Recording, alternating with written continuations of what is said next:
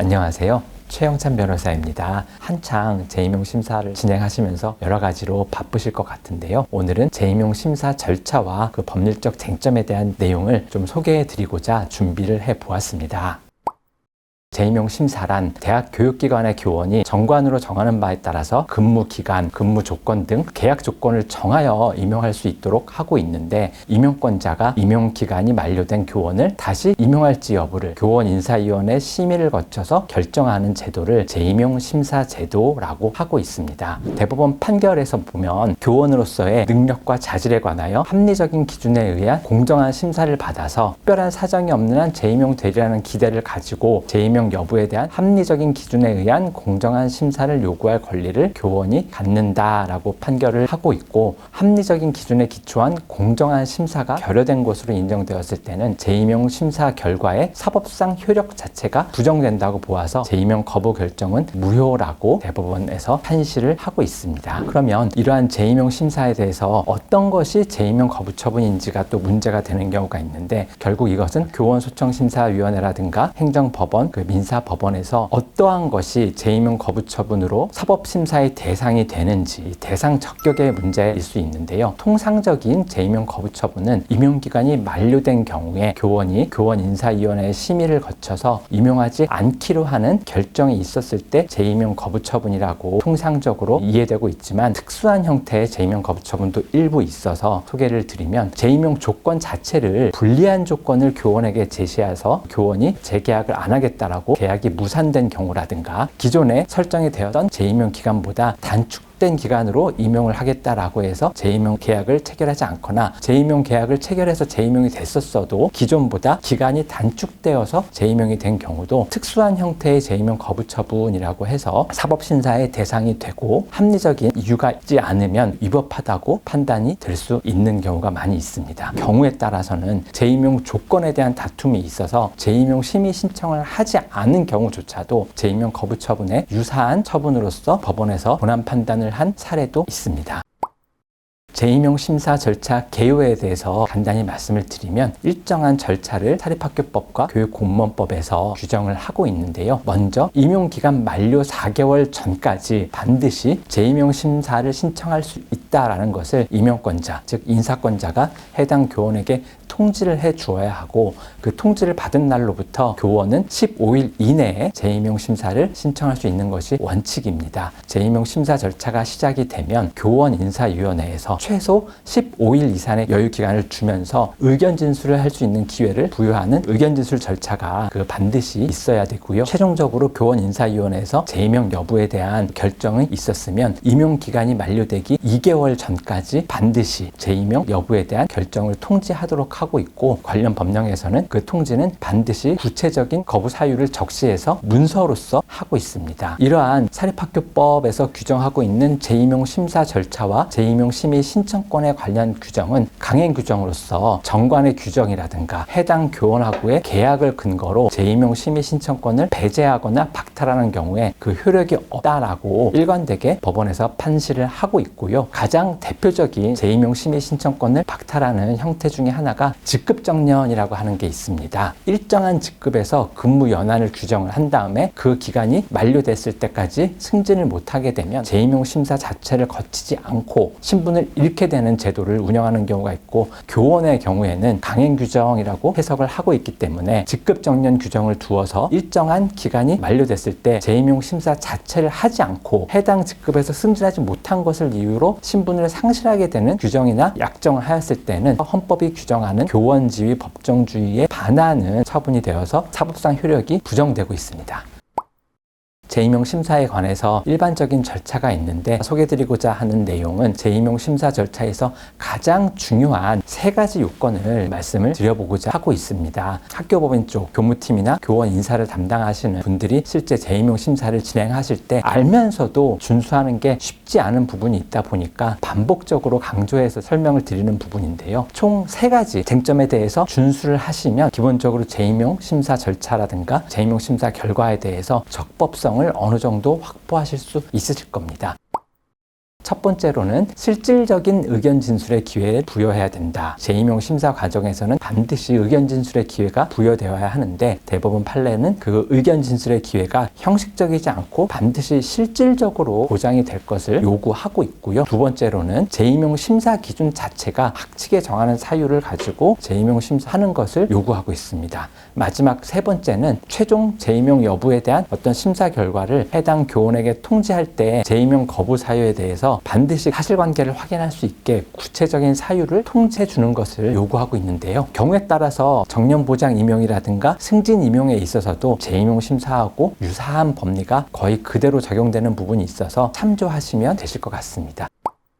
재임용 심사 절차의 첫 번째 적법 요건이었던 실질적인 의견 진술의 기회 부여 관련해서 법원에서는 교원의 임용권자가 재임용 심사를 하는 과정에서 평가 결과와 평가 항목의 평점뿐만 아니라 각 평점을 한 구체적인 평정의 사유를 명확하게 교원에게 제시해서 교원 입장에서 나의 이러이러한 업적에 비추어 봤을 때 이런 점수는 너무 낮다, 부당하다라고 실질적으로 소명이 가능하도록 해 주었을 때 그것이 형식적인 기회가 아닌 실질적인 의견 진술의 기회를 부여한 것이다 라고 해석을 하고 있습니다. 결국 실질적인 의견 진술의 기회라고 하면 해당 교원이 충분히 반박할 수 있게 재임용 거부의 원인이 된 구체적인 사실관계와 근거를 명확하게 해당 교원에게 안내할 것을 요구하고 있는데요. 세부 항목별 배점이 있고 평가 요소가 있습니다. 제일 오른쪽에 평점도 표시가 되어 있는데 이렇게 표에 평점 결과만을 교원에게 안내를 해 주었을 때 어떤 세부 항목에 대해서 어떤 평가 요소를 갖고 있는지 그리고 몇 점을 받았는지까지는 알 수가 있습니다. 해당 교원은 그러한 점수가 어떻게 산출이 된 것인지 구체적으로 알기가 어렵습니다. 이런 점수만을 해당 교원에게 고지하고 의견 진술의 기회를 부여하였을 때는 그것이 실질적인 의견 진술의 기회가 아니다라고 일관되게 법원에서 판단을 하고 있고요. 이렇게 하지 않으려면 결국은 평점의 구체적인 내역과 사실관계인 근거, 어느 정도 확인할 수 있는 사유까지 구체적으로 알려주어야 하는 것이지요.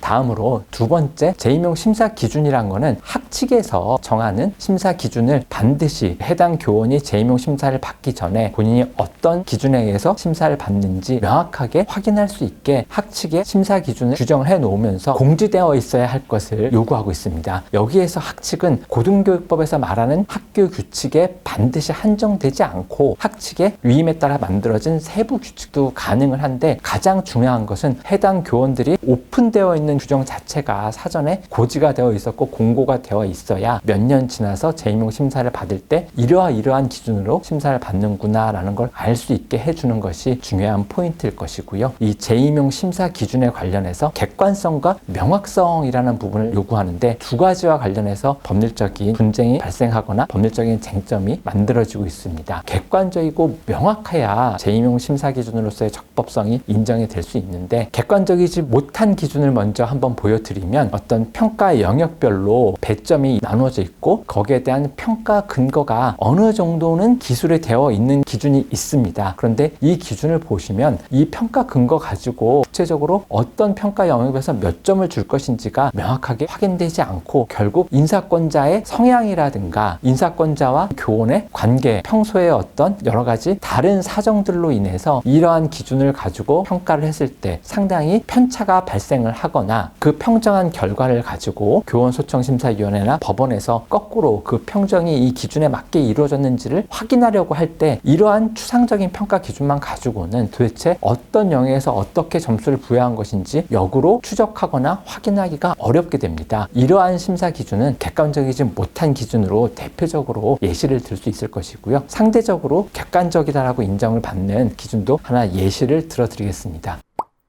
어떤 구체적인 강의 학점 수라든가 책임 실수에 따라서 점수를 산정을 하게 하거나 정성평가라고 하더라도 그러한 평가 방법이 조금 더 구체적이고 명확하게 되어 있는 기준은 객관적이고 명확하고 공정성을 인정받을 수 있는 기준으로서 적법한 재임용 심사 기준이라고 할 수 있게 되는 것입니다. 법원에서 요구하는 게 평가 항목이나 구체화만 했다라는 것만 가지고는 실질적인 기준이 되지 못하고 최종 재임용 여부에 대한 판정을 위한 최소한의 가이드 가이드라인으로서 작용을 못하는 경우에는 그러한 심사 기준은 적법한 심사 기준이 아니고 그러한 적법하지 않은 심사 기준을 근거로 이루어진 재임용 심사 결과 역시 그 자체로 위법해서 사법상 효력이 부인되게 되는 것입니다. 많은 분들이 사실 이 재임용 심사 기준의 객관성에 대해서 어느 정도가 돼야 객관적이고 왜 우리 학교의 심사 기준은 객관적이라고 인정을 못 받았는지에 대해서 의문을 많이 가지고 이러한 심사 기준과 관련해서 가장 또 다툼이 많이 되는 것 중에 하나가 정량평가가 아닌 정성평가 기준이 허용되느냐의 문제가 있는데, 대부분의 교원분들은 정성평가를 통해서 심사를 받았을 때 내가 왜 그런 점수를 받았는지에 대해서 이의를 제기하거나 수긍하지 못하는 경우가 많아서 정량평가보다는 정상평가 쪽이 법률적인 쟁점이 되는 경우가 많지만, 대법원 판례 역시 재임용 심사 기준에서 정량평가만이 적법하고 정상평가는 허용되지 않는다라고 하는 취지는 절대 아닙니다. 정량평가를 하지 못하는 교원으로서의 도덕성이라든가 품위 유지와 관련된 부분은 정성평가하고 부합할 수밖에 없지만, 이런 정성평가가 객관적이고 적법하게 기능을 하려면 예측이 가능하고 사후에도 확인이 가능하도록 구체적인 기준이 마련되어 있어야 한다라고 요구하고 있습니다.